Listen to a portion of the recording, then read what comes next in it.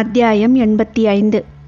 தன் மகன் இளமாறனின் மரணத்துக்கு பரம்பு வீரர்களே காரணம் என அறிந்த பிறகுதான் மையூர்கிழார் வஞ்சினம் உரைத்தார். பரம்புக்கு எதிரான போரில் நானும் பங்கெடுத்து பகை முடிப்பேன் என்று முழங்கினார். காற்றைப் போல் இணையற்ற வேகத்தில் செல்லக்கூடிய இளமாறனின் குதிரையான ஆலா வேட்டுவன் பாறையில் நிற்கிறது என்று அவர் வஞ்சினம் உரைத்து நீண்ட நாட்கள் கழித்துதான் தெரிய வந்தது. ஒன்றுக்கும் மேற்பட்ட முறை ஆட்களை அனுப்பி பார்த்து வரச் சொன்னார். எல்லோரும் அதை உறுதிப்படுத்தினர். பைப்பூர் துறைமுகத்தின் மீதான தாக்குதலில் வேட்டுவன் பாறை வீரர்களே பங்கெடுத்துள்ளனர் என்பதை எல்லா வகையிலும் தெரிந்து கொண்டார் மையூர்கிழார். நீலனின் வீரத்தை மலைமக்கள் அனைவரும் நன்கு அறிவர். எனவே ஆலாவை கைப்பற்றி தகுந்த பதிலடி கொடுக்க பொருத்தமான நேரத்துக்காக காத்திருந்தார்.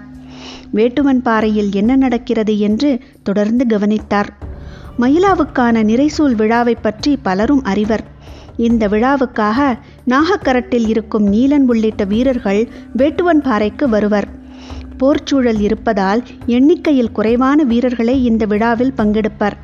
ஆனால் நீலன் உறுதியாக பங்கெடுப்பான் என எல்லா செய்திகளையும் திரட்டினார் மையூர்கிழார்.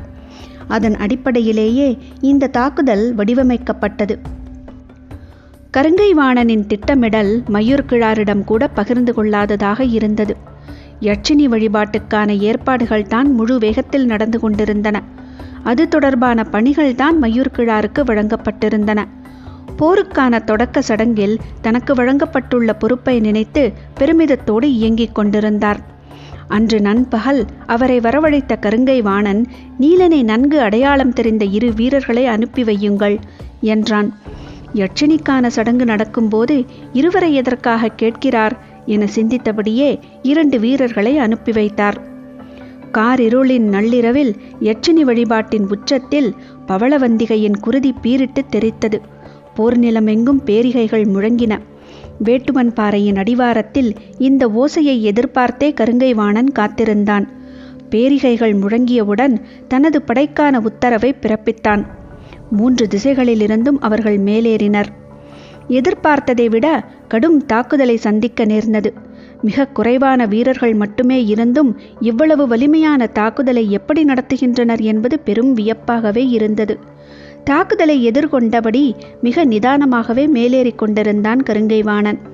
வடதிசையில் இருந்த துடிச்சாத்தன் கருங்கைவாணன் அளவுக்கு கூட முன்னேறவில்லை. கீழ்நிலையில் இருந்தான். ஆனால் தென் திசையில் திடியனோ கருங்கைவாணனை விட 2 பனை உயரத்துக்கு மேலேறியிருந்தான். படைகள் இப்படி சமநிலையற்று முன்னேறுவது எதிரிகளுக்கு வாய்ப்பாக அமைந்துவிடும். துடிச்சாத்தன் ஏன் இவ்வளவு பின்தங்கியுள்ளான் என்ற கவலை கூட பெரிதாக இல்லை. திடியனின் செயல்தான் அதிக கவலை அளிப்பதாக இருந்தது. அவன் ஏறக்குறைய வேட்டுவன் பாறையின் மேல் நிலைக்கு சென்று விட்டான். சற்றே பதற்றமானான் கருங்கைவாணன். அவனை பொறுத்திருக்க சொல்ல முயன்றான். ஆனால் நீலன் தலைமையிலான வீரர்கள் நடத்தும் தாக்குதல் மிக கடுமையாக இருந்தது. தாக்குதலை எதிர்கொண்டு தாக்குப்பிடிப்பதே பெரும்பாடாக இருந்தது. எவ்வளவு தாக்கினாலும் எதிரிகள் மேலேறி கொண்டிருக்கிறார்கள் என்பதை கவனித்தபடியே தாக்குதலை மேலும் தீவிரப்படுத்தினான் நீலன். சோமக்கிழவனின் திசையில் எதிரிகள் மிகவும் கீழ்நிலையில் இருக்கின்றனர். ஆனால் புங்கனின் திசையில் எதிரிகள் மிகவும் மேலேறிய நிலையை அடைந்துள்ளனர் என்பதை அறிந்தபடி என்ன செய்யலாம் என சிந்தித்தான் நீலன். சோமக்கிழவனின் பக்கம் இருக்கும் 3 வீரர்களை இந்த பக்கம் அனுப்பலாமா என சிந்தித்த போதுதான் கொற்றனின் நினைவு வந்தது. அவன் மிகச் சிறியவன். எதிரிகள் மேலேறி கொண்டிருக்கின்றனர். இனி தாக்குதல் மிக கடுமையாக இருக்கும். காலம்பன் மகனுக்கு எந்தவித ஆபத்தும் நேர்ந்துவிடக்கூடாது என எண்ணிய நீலன் சட்டென சோமக்கிழவனின் திசை நோக்கி ஓடினான். அங்கு எதிரிகளை மேலே ஏறவிடாமல் அனைவரும் ஒருங்கிணைந்த தாக்குதலை நடத்தி கொண்டிருந்தனர்.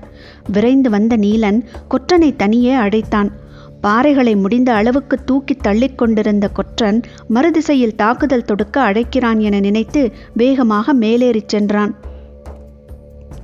வேட்டுவன் பாறையின் மேலே குடில்களுக்கு இடையே ஆங்காங்கே பந்தங்கள் எரிந்து கொண்டிருந்தன. தாக்குதலின் ஓசையும் விடாமல் கேட்டுக்கொண்டிருந்தது. ஆனால் இவற்றையெல்லாம் மீறி வெளிப்பட்டு கொண்டிருந்தது வள்ளிக்கானத்தில் நடைபெறும் கூத்தின் ஓசை. எல்லா வகையான இசைக்கருவிகளும் அங்கு வாசிக்கப்பட்டு கொண்டிருந்தன. காரமலையின் அமைதியை முழுமுற்றாக விரட்டி கொண்டிருந்தன கூத்தின் ஓசையும் வேட்டுவன் பாறை தாக்குதலின் சத்தமும்.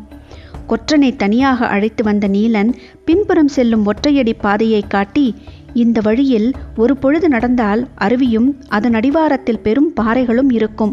நீ அங்கு போய்விட்டால் யாரும் அதற்குள் வந்து உன்னை கண்டறிய முடியாது. நாளை காலை வரை நீ அங்கேயே இரு. விடிந்ததும் ஊருக்கு வா என்றான். எதிரிகளோடு கடும் மோதல் நடந்து கொண்டிருக்கும் போது தன்னை மட்டும் ஏன் தனியே காட்டுக்குள் போகச் சொல்கிறான் என்பது கொற்றனுக்கு புரியவில்லை. எல்லாவற்றையும் சொல்லி புரிய வைப்பதற்கான நேரம் இல்லை. கொற்றன் விழித்து கொண்டு நின்றதை பார்த்த நீலன், காலையில் வந்து உன்னிடம் விளக்கமாகச் சொல்கிறேன், இப்போது புறப்படு என்றான். அதற்கு மேல் நீலனின் குரலை மறுத்து நிற்க முடியாது. மனமே இல்லாமல் அவன் சொன்ன பாதையை நோக்கி புறப்பட்டான் கொற்றன். அவன் புறப்பட்ட பிறகு நீலன் மீண்டும் கிழக்கு திசை நோக்கி ஓடத் தொடங்கினான். 3 திசைகளிலிருந்தும் தாக்குதலின் ஓசை அதிகமாகிக் கொண்டிருந்தது. தென் திசையின் ஓசை மிகவும் மேலேறி கேட்டது. புங்கனின் தலைமையிலான வீரர்கள் வேந்தர் படையின் தாக்குதலை தடுக்க முடியாமல் பின்னோக்கி வந்து கொண்டே இருந்தனர். பெரும் குரல் எழுப்பியபடி திதியன் முன்னேறிக் கொண்டிருந்தான். காரமலையை நோக்கி விரைந்து கொண்டிருந்த கொற்றன் எதிரிகளின் ஓசை இவ்வளவு அருகில் கேட்கிறதே என நினைத்து சற்றே திரும்பினான். பந்தத்தின் ஒளியில் சீறிக்கொண்டிருந்த திதியனின் முகம் நேரெதிரே தெரிந்தது. ஓடிக்கொண்டிருந்த கொற்றன் அந்த முகத்தை பார்த்த கணத்தில் உறைந்து நின்றான். நினைவுகளால் மூச்சு முட்டியது. தம்பிகளோடு சேர்த்து தன்னையும் கால்களை கட்டி தலைகீழாக தொங்கவிட்டவன், கையில் சிக்கியவர்களையெல்லாம் கொன்று குவித்தவன், கதறி துடித்த பெண்களையெல்லாம் கழுத்தை அறுத்து வீசியவன், கண்முன்னால் ஊரையே வேட்டையாடி தீர்த்தவன். உறைந்து நின்ற கொற்றனுக்கு என்ன செய்வது என தெரியவில்லை. ஆனால் நீலன் சொன்ன பாதையை நோக்கி ஓட கால்கள் மறுத்தன. புங்கனால் திதியனின் தாக்குதலை எதிர்கொள்ள முடியவில்லை. சிறிது சிறிதாக பின்னோக்கி நகர்ந்து வந்து கொண்டே இருந்தான். வேந்தர் படையணிக்கு தலைமை தாங்கிய திதியனின் உறுதிப்பாடு புங்கனை நிலைகுலையச் செய்தது. அவன் எந்த தாக்குதலையும் கண்டு அஞ்சாமல் முன்னோக்கி வந்து கொண்டே இருக்கிறான். அவனை கட்டுப்படுத்த எந்த வழியிலும் புங்கனால் முடியவில்லை. திதியன் ஏறக்குறைய மேல்நிலைக்கே வந்துவிட்டான். அவனது வருகையை எதிர்பார்த்தபடி தோதாக மரத்தின் கிளையின் மேல் ஏறி மறைந்து பார்த்து கொண்டிருந்தான் கொற்றன். மரத்தின் மீது படர்ந்திருந்த கொடியை பிடித்தபடி காத்திருந்தான். மேல்நிலைக்கு அருகில் வந்ததும் திதியனின் ஆவேசம் இன்னும் அதிகமானது. ஆங்காங்கே பந்தங்கள் எரிந்து கொண்டிருந்தன. ஆனால் வீரர்கள் யாரும் தென்படவில்லை. தாக்குதலை எதிர்கொள்ள முடியாமல் புங்கன் மேலும் மேலும் பின்னோக்கி வந்து கொண்டிருந்தான். திதியன் சரியான இடத்துக்கு வரும் வரையில் காத்திருந்தான் கொற்றன். அன்று தலைகீழாய் கட்டி தொங்கவிடப்பட்ட நிலையில் தன்னையும் தம்பிகளையும் சுட்டிக்காட்டி, அம்பு வீசி கொல் இவர்களை என கொக்கரித்தவனின் தலையை உச்சியில் தொங்கியவாறு எந்த கோணத்தில் கொற்றன் பார்த்தானோ அவன் தலை இப்போது அதே கோணத்தில் தனக்கு நேர் கீழே வந்து நிற்பதை பார்த்தான் கொற்றன். இந்த கணத்தை எதிர்பார்த்துதான் இவ்வளவு நேரமும் கொப்போடு கொப்பாக ஒட்டி கிடந்தான். எந்தவித ஓசையும் எழுப்பாமல் கொடியை பிடித்தபடி உச்சி கொப்பிலிருந்து கீழ்நோக்கி குதித்தான். ஏதோ ஓசை கேட்கிறதே என நினைத்த திதியன் சட்டென மேல் நோக்கி அண்ணாந்து பார்க்கும்போது கூர்வாளின் முழு முனையும் அவனது முகத்தை கிழித்து கொண்டு நெஞ்சுக்கூட்டுக்குள் இறங்கியது. திதியனோடு வந்தவர்கள் சற்றும் எதிர்பார்க்காத தாக்குதலாக அது இருந்தது. தங்கள் படையணி தலைவன் மண்ணில் சாய்ந்த கணத்தில் என்ன செய்வது என தெரியாமல் திகைத்த போது விழிப்படைந்த புங்கன் வீறு கொண்டு தாக்கி முன்னோக்கி நகரத் தொடங்கினான். நிலைமையை எதிர்கொள்ள முடியாமல் வேந்தர் படை வீரர்கள் சற்றே பின்னோக்கி இறங்கினர். ஆனால் திதியனோடு சாய்ந்து கிடந்த கொற்றனின் உடலில் எண்ணில்லாத ஈட்டிகள் இறங்கியிருந்தன. யட்சினி வழிபாடு பற்றி கபிலர் சொன்னதும் அடுத்து செய்ய வேண்டிய வேலைகளை பற்றி தீவிரமாக சிந்திக்கத் தொடங்கினான் முடியன். யட்சினி வழிபாடு என்பது தாக்குதலுக்கு முன்பு நடக்கும் சடங்கு என கபிலர் கூறிய பிறகு, தாக்குதலை விடிந்ததும் தொடங்குவார்களா அல்லது இப்போதே தொடங்குவார்களா என்று கேள்வியை எழுப்பியபடி இருந்தான். நள்ளிரவை கடந்து நீண்ட நேரம் ஆகியிருந்தது. மீண்டும் யட்சினிக்கான சடங்கை பற்றி விவரித்தார் கபிலர். எதிரிகளின் தாக்குதலை எதிர்பார்த்துதானே இருக்கிறோம். எப்போது தாக்கினாலும் எதிர்த்தாக்குதலால் அவர்களை வீழ்த்துவோம் என்றான் தேக்கன். பொழுது விடியும் போது எல்லா திசைகளிலும் வீரர்களை ஆயத்த நிலையில் இருக்கச் சொல்லுங்கள். நிலைமைக்கு ஏற்ப முடிவெடுப்போம் என்றான் பாரி. இந்த பேச்சு நடைபெற்று கொண்டிருக்கையில் வேட்டுவன் பாறையிலிருந்து வந்த வீரன் நாகக்கரட்டின் இடது முனையை அடைந்தான்.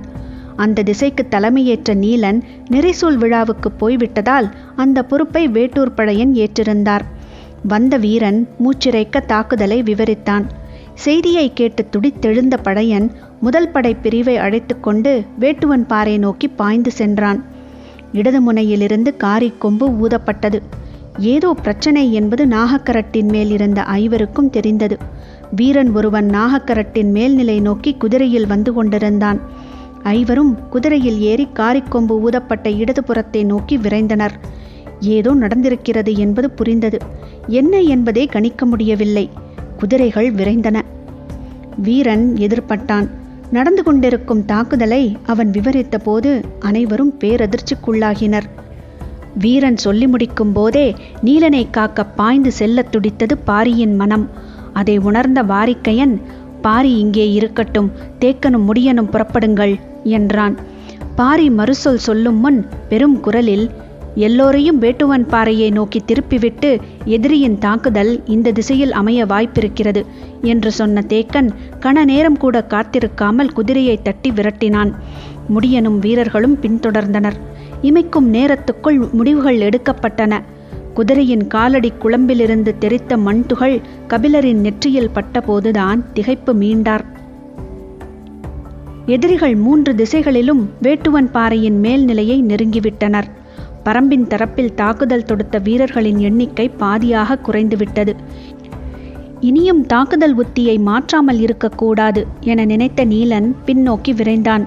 குடில்களின் மேல்கூரைகளை எல்லாம் எடுத்து கீழே போடுங்கள், காய்ந்த மரங்கள் கட்டைகள் எல்லாவற்றையும் கொண்டு பெரும் வட்டத்தை உருவாக்குங்கள் என சொல்லிவிட்டு மீண்டும் தாக்குதல் முனைக்கு ஓடினான். மேல்நிலையில் நின்றிருந்த வீரர்கள் குடில்களின் மேல்கூரைகளை எல்லாம் கீழே சரித்தனர். திண்ணைகளிலும் முற்றத்திலும் இருக்கும் பெரும் பெரும் கட்டைகளை பொருத்தமான இடைவெளிகளில் போட்டு நிரப்பினர். மீண்டும் மீண்டும் வந்து என்ன செய்ய வேண்டும் என சொல்லியபடியே தாக்குதல் தொடுக்க கிழக்கு முனைக்கு ஓடினான் நீலன். வேட்டுவன் பாறையின் மந்தையை சுற்றி பெரும் வட்டத்தில் கூரைகளையும் மரங்களையும் கட்டைகளையும் கொண்ட ஓர் அரண் உருவாக்கிய பிறகு எல்லோரையும் உள்ளே வரச் சொன்னான் நீலன். வேட்டுவன் பாறையை சேர்ந்த எஞ்சிய வீரர்கள் எல்லோரும் உள்ளே வந்த பிறகு எல்லா திசைகளிலும் ஒரே நேரத்தில் தீயிட்டான். தீக்கங்குகள் வெடித்து மேலேறத் தொடங்கின. பாறை சரிவுகளின் வழியே 3 பக்கங்களிலிருந்து மேலேறிய வேந்தர் படை வேட்டுவன் பாறை முழுக்க குடில்கள் தீப்பிடித்து எரிவதை பார்த்து திகைத்து நின்றது. எதிரிகள் தனது கைகளில் சிக்காமல் குடில்களுக்கு தீ வைத்துவிட்டு காட்டுக்குள் தப்பி ஓடிவிட்டனர் என நினைத்தான் கருங்கைவாணன். எந்த திசையிலிருந்தும் ஊருக்குள் நெருங்க முடியவில்லை. கூரைகளில் பற்றிய நெருப்பு பெரும் கட்டைகளை சுற்றி வளைத்து கொண்டிருந்தது. உயிரோடு மிஞ்சிய வேட்டுவன் பாறை வீரர்கள் வளையத்துக்குள் ஒன்று கூடினர். ஊர்தோறும் தீக்களியை தாழி நிறைய சேகரித்து வைத்திருப்பது பரம்பின் வழக்கம். இடது தோளிலும் காலிலுமாக 2 அம்புகள் தைத்த நிலையிலும் இயங்கக்கூடிய திறனோடு இருந்தான் சோமக்கிழவன். அவன்தான் தீக்களியை நீர்விட்டு பிசைந்து எஞ்சியிருக்கும் 8 வீரர்களின் உடலில் பூசினான். தீ நன்றாக பற்றி நாலாபுறமும் சீறி எறிவது வரை அவர்கள் காத்திருந்தனர். யார் யார் எந்த திசையின் வழியே வெளியேறி சென்று தாக்க வேண்டும் என வழிகாட்டினான் நீலன். வேந்தர் படை அடுத்து என்ன செய்வதென்று முடிவெடுக்க முடியாமல் நின்றிருந்த போது நெருப்பை பிளந்து கொண்டு பரம்பு வீரர்கள் வெளிப்பட்டனர். 2 கைகளிலும் 2 வாள்களை ஏந்தியபடி படைக்குள் தாவிய அவர்கள் மின்னல் வேகத்தில் சிக்கியவர்களையெல்லாம் வெட்டி சரித்துவிட்டு மீண்டும் நெருப்புக்குள் புகுந்து மறைந்தனர். நடுங்கிப் போனது வேந்தர் படை. நெருப்பை பிளந்து எதிரிகள் வெளியேறி வந்து தாக்குதல் தொடுக்கின்றனர் என்பதை யாராலும் நினைத்து கூட பார்க்க முடியவில்லை. 2 வாட்களோடு வெளிவந்த நீலன் கண நேரத்தில் 10க்கும் மேற்பட்டோரை சீவி எறிந்துவிட்டு மீண்டும் தீக்குள் புகுந்தான். வீரர்களின் பேரோலத்தை கேட்டு ஓடி வந்தான் கருங்கைவாணன். நெருப்புக்குள்ளிருந்து வெளியேறி வந்து தாக்குதல் நடத்திவிட்டு மீண்டும் உள்ளே போய்விட்டனர் என்று மற்ற வீரர்கள் தெரிவித்தனர். மிரண்டு போய் பார்த்தான் கருங்கைவாணன். எல்லா திசைகளிலும் பற்றி எரிந்து கொண்டிருந்தது. உள்ளே போனவன் எந்த வழியில் போனான் என கேட்டான் கருங்கைவாணன். உடன் இருந்த வீரர்கள் அவன் தாக்குதல் நடத்தி திரும்பிய இடத்தை காண்பித்தனர். மனிதன் நுழைந்து வெளியேறும் அளவுக்கு அந்த இடத்தில் நெருப்பு சிறுத்து எரிகிறதா என சற்றே உற்று பார்த்தான் கருங்கைவாணன். ஆனால் ஆள் உயரத்துக்கு மேலாக நெருப்பின் கீற்றுகள் மேலெழுந்து கொண்டிருந்தன. இதற்குள்ளிருந்து எப்படி வெளிவந்து மீண்டும் உள்ளே போக முடியும் என்ற புரியாத குழப்பத்தில் மிரண்டு நின்றான். தாக்குதல் நடத்திவிட்டு வீரர்கள் உள்ளே வந்ததும் அவர்கள் வந்த நெருப்பின் தடத்துக்குள் ஏற்கனவே ஆயத்த நிலையில் இருந்த வீரர்கள் மிளகு குடுவையை உருட்டிவிட்டனர். குடுவையில் தீப்பொறி பட்டவுடன் சூடேறும். கண நேரத்தில் பெரும் சத்தத்தோடு வெடிக்கும். வெடிப்புற்ற கணம் மேலே கிடக்கும் கட்டைகளை தூக்கி வீசும். நெருப்பு கங்குகள் எல்லா பக்கங்களிலும் தெறிக்கும். நீலன் நெருப்புக்குள் நுழைந்த இடத்தை கருங்கைவாணன் உற்று பார்த்தபோதுதான் மிளகு குடுவை வெடித்து சிதறியது. முகமெல்லாம் கங்குத்துளிகள் தெரித்து விட துடித்து போனான் கருங்கைவாணன். உடனடியாக கருங்கைவாணனுக்கு மற்றவர்கள் உதவி கொண்டிருந்த போது சற்று தொலைவில் நெருப்புக்குள்ளிருந்து வெளிவந்த வீரன் ஒருவன் 2 வாட்களை கொண்டு வெட்டி சரித்துவிட்டு மீண்டும் நெருப்புக்குள் நுழைந்தான். வேந்தர் படை உறைந்து நின்றது. எதிரிகள் தாக்குதலை எந்த திசையிலிருந்து எப்படி நடத்துகின்றனர் என்பது புரியாத புதிராக இருந்தது. வடக்கு பக்கத்தில் நெருப்பை பிளந்து வெளியேறும் மனிதர்களை கண்டவுடன் துடிச்சாத்தன் செயலற்று நின்றான். வெளியேறி வந்தவர்களின் வாழ்வீச்சில் குருதி பொங்கித் தெரித்தது. நெருப்பின் சீற்றத்தினூடே குருதியை குடித்தபடி வாட்கள் மீண்டும் தீப்பிழம்புக்குள் நுழைந்து மறைந்தன. மனித முயற்சிக்கு அப்பாற்பட்ட செயலை பரம்பு வீரர்கள் செய்து கொண்டிருக்கின்றனர். இனியும் தாம் இங்கு இருப்பது எந்த வகையிலும் நல்லதல்ல என சிந்தித்த துடிச்சாத்தன் கருங்கைவாணனை நோக்கி விரைந்தான். வீரர்கள் சுற்றி நிற்க நெருப்பை விட்டு மிகவும் தள்ளி பாறையின் ஒன்றின் மேல் கருங்கைவாணன் அமர்ந்திருந்தான். அவனது முகத்தை துணி கொண்டு மூடி இளைப்பாற செய்து கொண்டிருந்தனர். தாக்குதல் நடத்திவிட்டு உள்ளே வரும் வீரர்களின் உடலில் தீக்களி காய்ந்தோ உதிர்ந்தோ போயிருந்தால் மீண்டும் தீக்களியை பூசி தாக்குதலுக்கு ஆயத்தம் செய்யும் வேலையை செய்து கொண்டிருந்தான் சோமக்கிழவன். நீலன், புங்கன், மேலும் 2 என 4 பேர்தான் தீக்களி பூசி 2 வாட்கள் ஏந்தி எதிரிகளை வெட்டி சாய்த்து கொண்டிருந்தனர். மற்ற 3 மிளகு குடுவையை நெருப்புக்குள் இங்குமங்குமாக வீசி எறிந்து கொண்டிருந்தனர். என்ன நடக்கிறது என எதிரிகள் அறியும் முன் பரம்பு வீரர்கள் 4 5 முறைக்கு மேலே சென்று தாக்கிவிட்டு மீண்டும் நெருப்புக்குள் திரும்பியிருந்தனர். ஒவ்வொரு வீரனும் 10க்கும் மேற்பட்டோரை வெட்டி சாய்த்திருந்தான். நீலனின் தாக்குதலில் மட்டும் 20க்கும் மேற்பட்ட வீரர்கள் சரிந்திருப்பர். நெருப்பெங்கும் வடியும் குருதியோடு வாளை சூடாக்கிக் கொண்டே இருந்தனர் பரம்பு வீரர்கள். முகமெல்லாம் மிளகுப்பொறி பட்டு சுட்டு கருக்கிய போது துடித்து கத்தினான் கருங்கைவாணன். ஆனாலும் அவனது இலக்கை விட்டு திரும்பி செல்ல அவன் ஆயத்தமாக இல்லை. நெருப்பின் வட்டத்துக்குள்ளிருந்து எப்படி இவர்கள் வெளிவருகின்றனர்? நெருப்பின் சூட்டை இவர்கள் எப்படி தாக்கு பிடிக்கின்றனர் என எதுவும் புரியவில்லை. வேந்தர் படை வீரர்கள் வெடித்து சிதறும் நெருப்பின் பொறி கண்டு அஞ்சி இருளுக்குள் பதுங்கினர். ஆனாலும் நெருப்பை விட்டு அகலாமல் நில்லுங்கள் என்று வீரர்களை நோக்கி மீண்டும் மீண்டும் கத்தினான் கருங்கைவாணன். வள்ளிக்கானத்தில் நாகசம்பங்கியின் தேரல் தேள் போல் குட்டி உள்ளிறங்கிக் கொண்டிருந்தது. துடியும் முழவும் பறையும் அடற்காட்டை உலுக்கின. பெண்கள் கழிவெறி கொண்டு ஆடினர். பெரும் கூக்குரலினூடே இருளை கிழித்து பெண்கள் ஆடிக்கொண்டிருந்த போது நெருப்பை பிளந்து வாளேந்தி ஆடிக்கொண்டிருந்தனர் ஆண்கள். இருவிதமான ஓசைகள் காரமலையின் 2 இடங்களிலிருந்து வெளிவந்து கொண்டிருந்தன. கலங்கிப்போய் வந்த துடிச்சாத்தனிடம் நம்பிக்கை கொடுத்து தாக்குதலுக்கான வழிமுறைகளை பற்றி பேசினான் கருங்கைவாணன். பரம்பு வீரர்கள் நடத்தும் இந்த தாக்குதலால் சிலர்தான் வெட்டுப்பட்டு சாகின்றனர். ஆனால் மனித முயற்சிக்கு அப்பாற்பட்ட அவர்களின் இந்த செயலால் வீரர்கள் எல்லாம் நம்பிக்கை இழந்து மிரண்டு நிற்கின்றனர். பரம்பினரை ஒன்றும் செய்ய முடியாது. தீயின் தேவதை அவர்கள் பக்கம் நிற்கிறாள் என வீரர்கள் கருதுவதாகவும் வேந்தர் படை விரைவில் இந்த இடம் விட்டு நகர்வது நல்லது எனவும் துடிச்சாத்தன் கூறினான். முகத்தில் நெருப்பு பொறி பட்டபோது கூட இப்படி கத்தவில்லை. இப்போது கத்தினான் கருங்கைவாணன். நான் வந்த வேலையை முடிக்காமல் திரும்பினால் மூவேந்தர்களின் பெரும் படைக்கு தலைமை தாங்கும் தகுதியை இழந்தவனாவேன். எனது உயிரே போனாலும் வெற்றி கொள்ளாமல் இந்த இடம் விட்டு திரும்ப மாட்டேன் என நரம்பு புடைக்க கத்தினான்.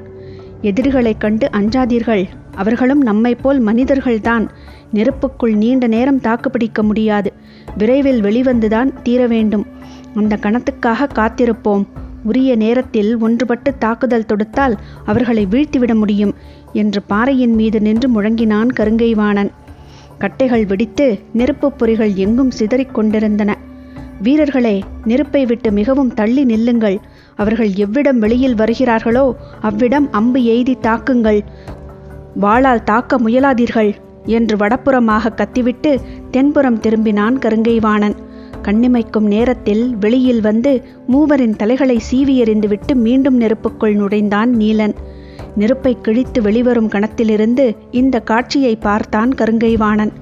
தீச்சுடரே நீண்டு வந்து தலைகளை சீவிச் செல்வது போல் இருந்தது. நீலனை நன்கு அடையாளம் தெரிந்த இருவரும் எந்நேரமும் கருங்கைவாணனின் அருகிலே இருந்தனர். பெருவட்டத்தில் நிலை கொண்டு எரிந்த நெருப்பிலிருந்து எந்த திசையிலும் வெளியேறி தாக்கிக் கொண்டே இருந்தனர். கருங்கைவாணன் அந்த வட்டம் முழுவதும் சுற்றியபடி வீரர்களிடம் நம்பிக்கையூட்டினான். ஆனால் அவன் உருவாக்கும் நம்பிக்கைகள் நெருப்பை பிளக்கும் மனிதர்களால் கணநேரத்தில் எரியூட்டப்பட்டன. ஆனாலும் விடாது முயன்றபடி அங்குமிங்குமாக ஓடினான் கருங்கைவாணன். நெருப்புக்குள் மூங்கில் கட்டைகள் வெடிப்புற்று தெரித்தபோது தெரிக்கும் நெருப்பு கொப்புளங்களுக்குள்ளிருந்து வெளிவந்தான் நீலன். அவன் எதிரில் வாளேந்திய கையை உயர்த்தினான் துடிச்சாத்தன். நீலனின் வாழ்வீச்சின் வேகம் துடிச்சாத்தனின் கழுத்தில் குறுக்கிட்டு இறங்கியது. தெரித்த குருதி மண்ணில் விடும் முன் நெருப்பை பிளந்து அந்த பக்கத்தை அடைந்தான் நீலன். உருண்டு வந்த துடிச்சாத்தனின் தலை கருங்கைவாணனின் காலில் வந்து முட்டி நின்றது. ஒரு கணம் அப்படியே நின்றான் கருங்கைவாணன். அருகில் இருந்தவன் சொன்னான், தாக்கிச் சென்றது நீலன். எந்த திசையிலிருந்தெல்லாம் பரம்பினர் வெளிவருகிறார்களோ அந்த திசையில் எல்லாம் வேந்தர் படையினர் விலகியிருந்து அம்பு எய்தனர். நெருப்பை பிளந்து வெளியேறியவர்களின் உடல்களில் அம்புகள் தைக்கத் தொடங்கின. உள்ளிருந்து தாக்குதல் தொடுத்தவர்கள் ஒருவர் பின் ஒருவராக வீழத் தொடங்கினர். ஆனாலும் நீலனின் வேகம் குறையவே இல்லை. நெருப்புக்கு வெளியே இருந்து தாக்குதல் தொடுப்பவர்கள் மிகவும் விலகி நிற்கிறார்கள் என அறிந்து அதற்கு ஏற்ப தாக்குதல் திட்டத்தை மாற்றுங்கள் என நீலன் சொன்னபோது புங்கன் ஈட்டியால் குத்தப்பட்டு நெருப்புக்குள் இருந்து வெளிவர முடியாமல் சாய்ந்தான். எது கண்டும் கலங்கும் நிலையில் நீலன் இல்லை. அவனோடு எஞ்சிய வீரர்கள் 2 மட்டுமே. அவர்களுக்கும் தீக்களியை பூசிக்கொண்டிருந்தான் சோமக்கிழவன். நெருப்புக்கு அப்பால் எந்த திசையில் சென்று தாக்கலாம் என நெருப்பின் கீற்றுகளை நீலன் பார்த்து கொண்டிருக்கும் போதுதான் காற்று அதிர கேட்டது காரிக்கொம்பின் ஓசை. ஒரு கணம் மனதுக்குள் மின்னல் வெட்டியதைப் போல மகிழ்ச்சி பூத்தது. 2ஆம் குன்றுக்கு அப்பால் வரும்போதே வேட்டூர் பழையன் காரிக்கொம்பை ஊதச் சொல்லிவிட்டான். நாங்கள் அருகில் வந்துவிட்டோம் என்று சொல்வதற்கான ஓசை அது. காரிக்கொம்பின் ஓசை கேட்ட கணம் உற்சாகம் பீரிட வெறிகொண்டபடி நெருப்பை பிளந்து கொண்டு வெளியே வந்தான் நீலன். நெருப்பை விட்டு விலகி நின்றிருந்த எதிரிகளின் மீது 3 ஈட்டிகளை எறிந்துவிட்டு மீண்டும் நெருப்புக்குள் நுழைந்தான்.